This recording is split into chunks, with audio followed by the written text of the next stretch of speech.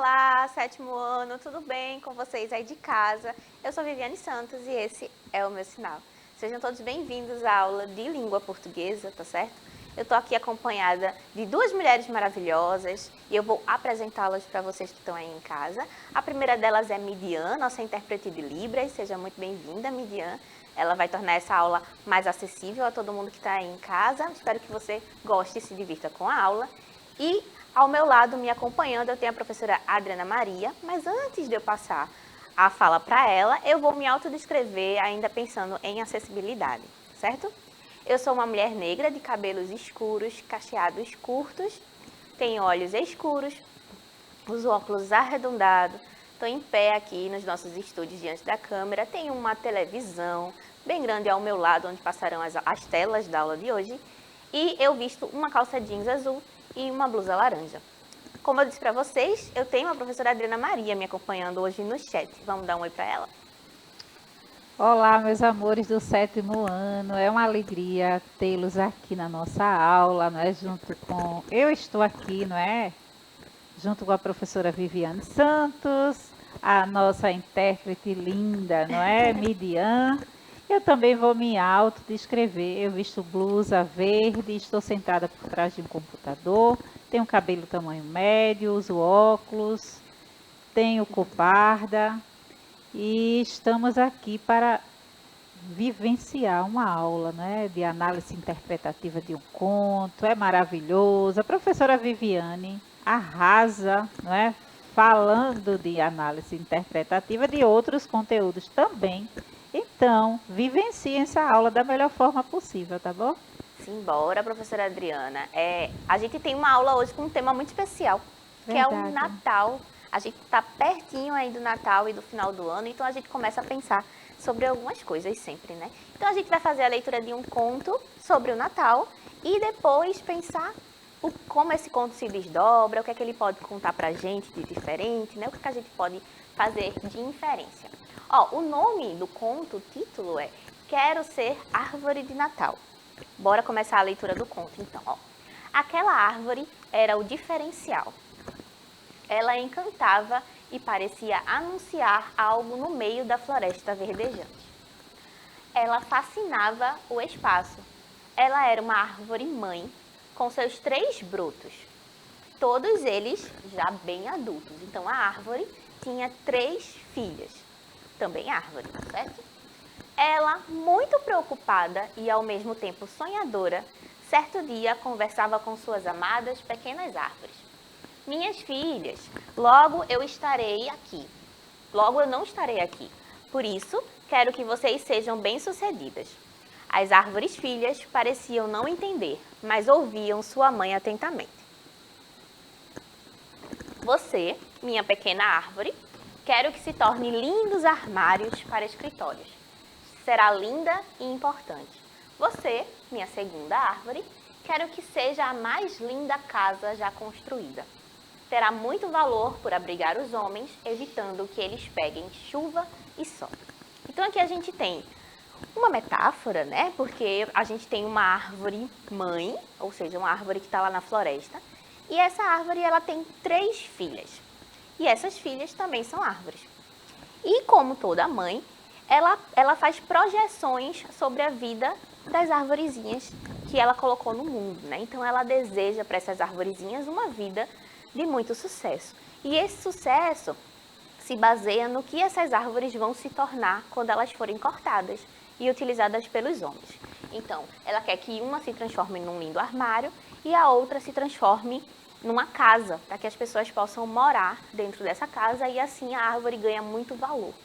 Tá certo? Vamos continuar a história. E você, minha caçula, será uma aventureira. Cortará vento pelo mar. Quero que seja um lindo mastro de navio. A pequena árvore imediatamente retrucou. Nem pensar. Quero ser árvore de Natal. Mas você não serve para ser uma árvore de Natal. As árvores de Natal não são parecidas conosco, disse a mãe desolada. Não importa. Irei me esforçar para conquistar meu sonho, o de ser árvore de Natal, acrescentou a pequena árvore. Pensa que os homens querem qualquer árvore para enfeitar seus lares?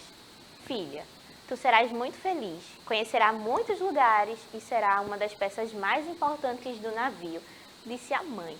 Então a mãe estava ali tentando, com base no argumento, convencer a filha de que o melhor destino para ela seria virar mastro de navio. A filha tinha várias dúvidas com relação a isso. Ela não acreditava que isso era o melhor destino para ela. Ela queria ser árvore de Natal. Toda decorada, cheia de bolinhas, pisca-pisca, enfeite, né? Chamando a atenção, alegrando a vida das pessoas no Natal. Então esse era o objetivo principal dessa arvorezinha filha. Bora ver como a história se passa e se desenvolve? Mas a pequena árvore acrescentou: eu serei uma árvore de Natal, custe o que custar. É meu sonho ser símbolo do Natal ao lado do presépio de Jesus. A mãe árvore ainda tentou convencer a filha dizendo: as árvores de Natal são jogadas fora depois do Ano Novo. Você não terá valor e não será conservada. Vale lembrar aqui que esse conto, ele se baseia em uma tradição importada, né, de que a árvore é jogada fora depois do Natal, porque muitos países utilizam árvores verdadeiras, né, árvores que são plantadas. Então, por isso, tem-se essa ideia no conto de que a árvore será jogada fora após o Natal. Aqui no Brasil, a gente está muito acostumado a reciclar todos os anos a árvore de Natal, então a gente usa a mesma árvore. Vamos continuar o conto. Não me importo, mãe. A minha alegria é poder ver os rostos das famílias ao meu redor felizes. Depois disso, poderei ser o que tiver de ser. A mãe ainda ia falar, quando alguns homens a cortaram e a levaram para muito longe dali.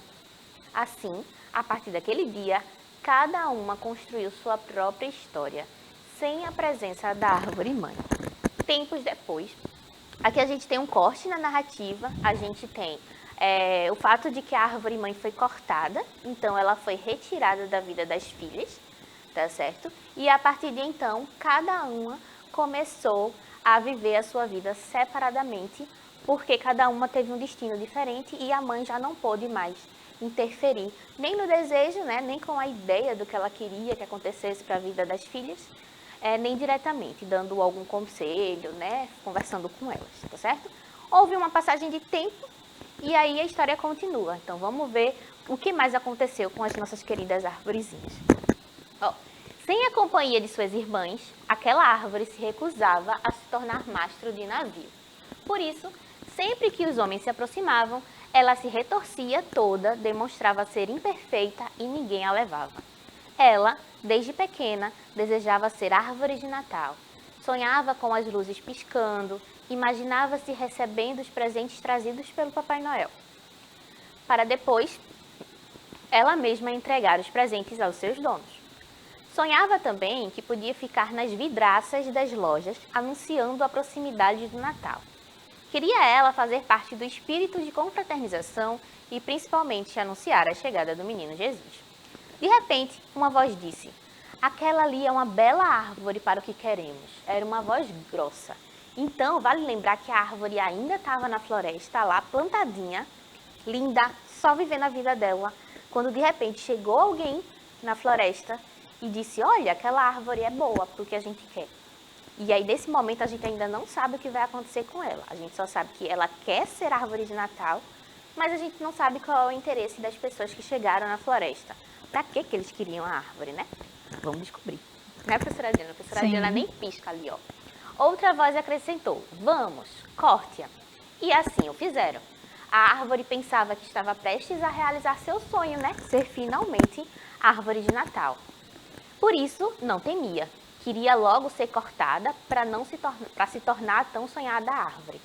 Tudo parecia maravilhoso, perfeito, até que, para seu desespero, ela escutou os planos dos homens, que comentaram: ela é uma boa árvore, vai ser um belíssimo mastro para o navio. Olha que tristeza, né? Ela estava escutando que se tornaria exatamente aquilo que ela não queria se tornar.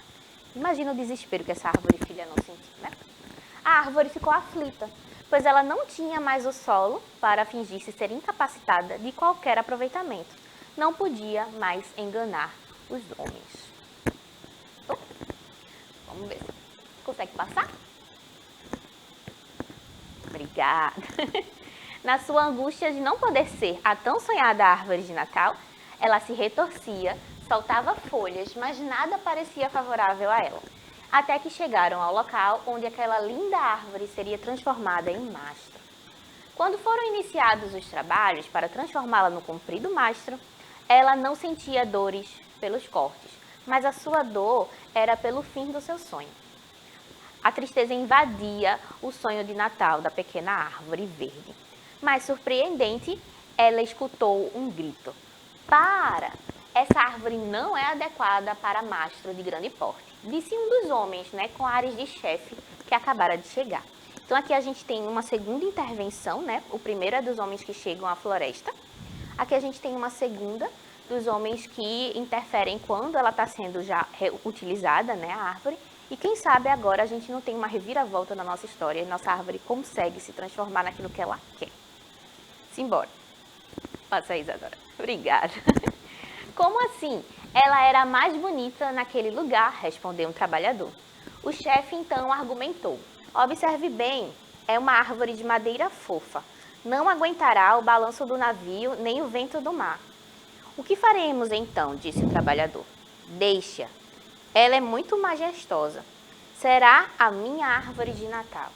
Será a mais bela dentre todas as árvores que já houve. Está decidido. Procure outra árvore para ser mastro. Esta é perfeita para iluminar a noite de Natal da minha família. Vamos dar uma olhadinha na próxima tela? Naquele momento, a árvore parecia que ia renascer. Suas folhas brilhavam cintilantemente. Ela posicionava-se com perfeição para agradar seu admirador. Ela realmente era uma árvore diferente das outras. Tinha um charme envolvente de Natal. Dias depois, tornou-se a árvore de Natal mais linda que já se ouviu falar. As pessoas vinham de longe para vê-la, pois era uma verdadeira árvore de Natal. E foi assim que a pequena árvore teve certeza de que o Natal não é apenas uma invenção dos homens, mas sim um fenômeno que envolve todos os tempos e toda a natureza. Porque ela teve muita fé de que aquilo ia acontecer com ela, ela desejou incansavelmente ser árvore de Natal. Então, mesmo passando por muitos problemas, muitas atribulações, muitos imprevistos, ela conseguiu o objetivo dela, que era se transformar em árvore de Natal. Então, a fé que ela sentia na festa só aumentou com o passar dos acontecimentos durante a narrativa. Vamos para outra tela? Esse conto, ele está disponível nesse livrinho aqui do Daniel Moraes, que está lá na árvore do livro. Então, você que é aluno da rede, pode acessar a árvore do livro através do seu número de matrícula. E lá tem um arsenal de histórias, livros, contos, fábulas, histórias em quadrinhos, banca de jornal, tudo isso está lá e você pode acessar gratuitamente, tá certo? Bora para outra tela, Isadora. O conto, e aqui a gente vai para a parte mais interpretativa, o conto traz uma perspectiva sobre o desejo de pertencimento, sobre a vocação e sobre não ceder diante das influências e desejos do outro.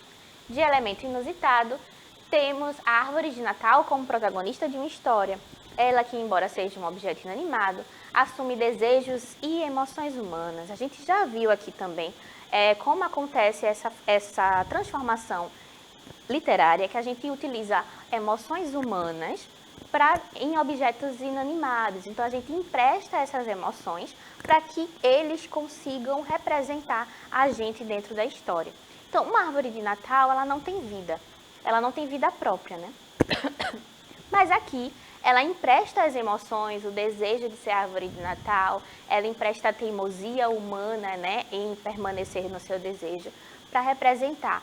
E, então, a gente consegue ter mais empatia com a personagem. E a história também faz a gente pensar sobre a ideia de pertencimento. Onde a gente pertence, em qual lugar nós ficamos felizes de estar e como a gente deve perseguir essa vontade no sentido de se fazer realizar e assim conquistar a nossa própria felicidade. Então é um conto muito rico que traz muitos ensinamentos pra gente. Simbora, Isadora. Essa história nos faz pensar sobre onde surgiu a tradição de usar árvores de Natal. Onde seria? Onde seria, Isadora? Onde seria? Simbora saber.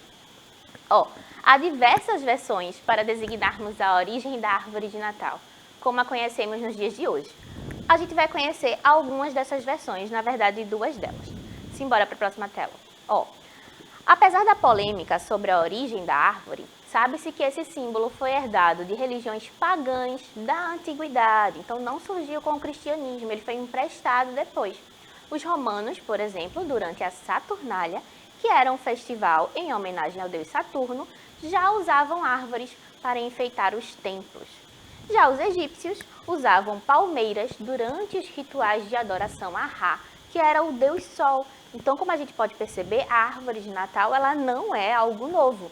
Ela já vem emprestado há muito tempo atrás. Então, a gente abraçou essa tradição de outras culturas, né?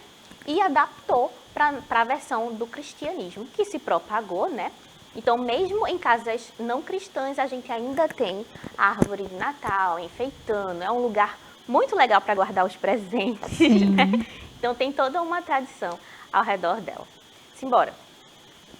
Para muitas culturas antigas, as árvores que ficavam verdes durante todo o ano, chamadas de perennifólias, ai meu Deus, que nome difícil, né? Eram símbolos de prosperidade. Nos povos que habitavam locais de inverno rígido, essas árvores eram marcantes, pois permaneciam verdes mesmo durante o inverno. Então, uma árvore que consegue resistir a um inverno rigoroso, ela passou a ser sinônimo de prosperidade. E é por isso que em muitos lugares o Natal acontece no inverno, né? Não é o caso do Brasil, que aqui é um calor danado, mas em muitos lugares do mundo o Natal e a neve estão muito associados. Então essas árvores sobreviviam a invernos muito rigorosos e automaticamente elas ganharam esse sinônimo de prosperidade, de resistência, de fertilidade também. Simbora! Assim, a ideia de colocar árvores com folhas permanentemente verdes dentro de casa passou a ser associada à ideia de garantia de fertilidade e de prosperidade. Com o passar do tempo e à medida que a Europa era cristianizada, a árvore passou como símbolo pagão e foi aos poucos integrada ao costume cristão. Então aqui a gente tem uma adaptação e, como a gente sabe, a Europa colonizou boa parte dos países da África e da América. Isso. Então a gente tem o cristianismo se popularizando depois. E aí a árvore já era símbolo do Natal. Simbora! E também a gente pode pensar sobre o que é o espírito do Natal. E para que a gente pense sobre isso, eu trouxe um curta bem curtinho que vai passar para vocês e depois a gente volta para conversar sobre ele. Simbora assistir!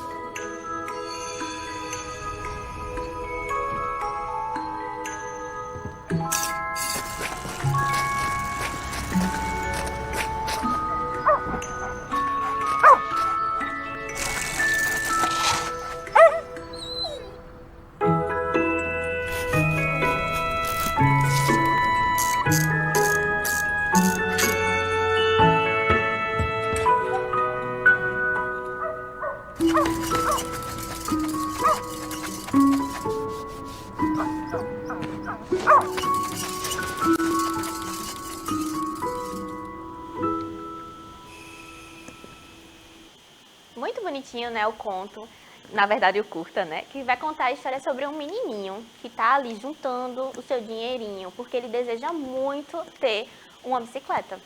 E aí os pais, muito atentos ao desejo do menino, compram uma bicicleta para ele de presente de Natal. Então, o menininho decide ir lá comprar o cachorrinho que ele tinha visto com as moedas que ele tinha juntado. E aí, ao invés de usar a bicicleta que ele tinha ganhado dos pais, ele decide adaptar para tornar a vida do cachorrinho mais confortável. E aí os dois conseguem essa amizade muito incrível e muito solidária um com o outro, né? Muito bonito o curta, muito curtinho, mas também muito uma mensagem muito poderosa e muito forte, né?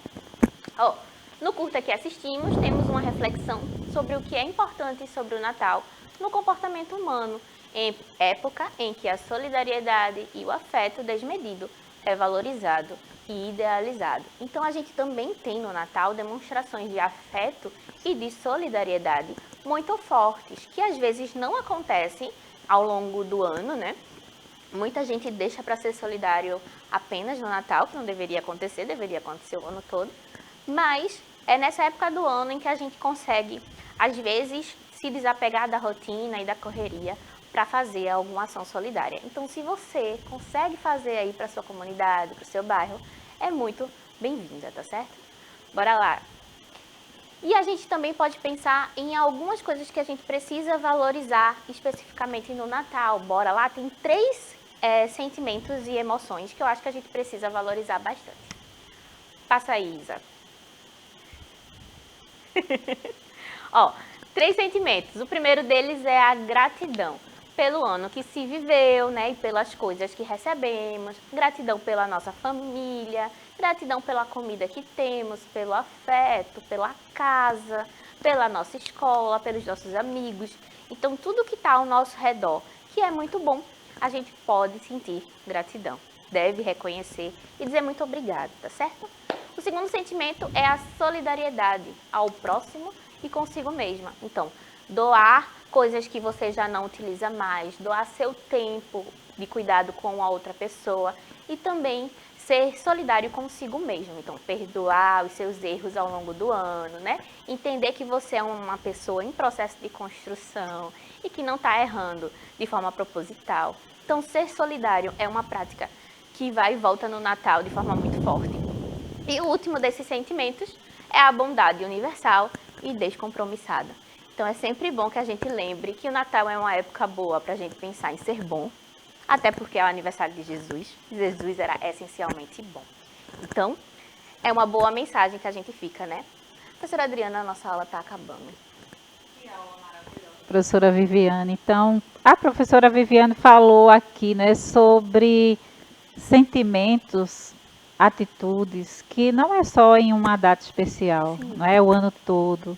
Então, ela falou de alguém, não é, que representa, que tem uma grande representação no Natal, que é Jesus, que representa essa essência, não é, de bondade. Então, nos leva a refletir, não é, professora Viviane, Demais. que a nossa vida ela não deve ser apenas pitadas de amor, não é, pitadas de bondade, pitadas, não é, pouquinho, né? Mas devemos nos desafiar a ser bom, não é? A ter atitudes durante o ano inteiro de bondade, de solidariedade, de amor, não é? E isso traz para o nosso coração, para a nossa vida, a alegria, não é? Então a alegria, ela representa essas atitudes, não é? Então podemos ser alegres o ano todo, não é? Bondosos o ano todo. Então vamos vivenciar esse espírito do Natal, esse momento natalino, com essa reflexão, pensando e agindo, não é? Sendo alguém que primeiro é bom para si mesmo e depois para os outros. Então, 7º ano, um cheiro grande no coração de vocês e até a nossa próxima aula. Feliz Natal! É isso, gente. Feliz Natal, bom ano novo e em breve a gente se vê de novo. Um cheiro e até a próxima.